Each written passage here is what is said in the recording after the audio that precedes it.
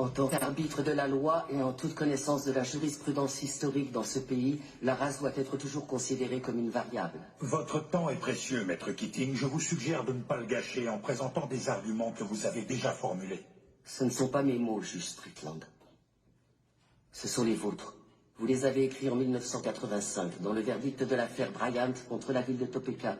concernant la clause de protection égale face à un système d'attribution de logements sociaux. Bindi adala madi weli mem min egore woy anjeni men mi ali edi fewndi tare sabudi wonani mem beidare idi yubbi di wallinirani idi dane famu e gandal idi humpita pecci e fewndidi idi uddita ngetuji uddidi dungal afrique kori jangedi to wersidedi toppitodi adlam danangal dungal afrique bantal e ɓural mawgal adlam wonani en tintorgal ɗen tintorangal ɗemmantorangal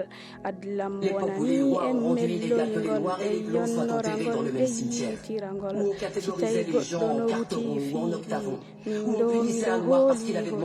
hooli wonanaygal dungal polgal awa tawten ɗi kurkanoɗen ɗi aruwilden ɗi arugudiden ɗi rewtoɗoɗen ɗi français e arabu min jangay kono adlam on kadi min naɓoray min iwtiranano e ñamo mi windira fof ha faamo adlam sellina ngal ɗengal sellin kono satani en cagal nde deftere min sellin kore nde satani en fuutankore adlam walli e yoolitugol yoga konguɗi nan faalamutugol adlam hino itta no peesindira haalaji mi en ɗi yottidira adlam walli e yitodiral ɗe leyɗe me en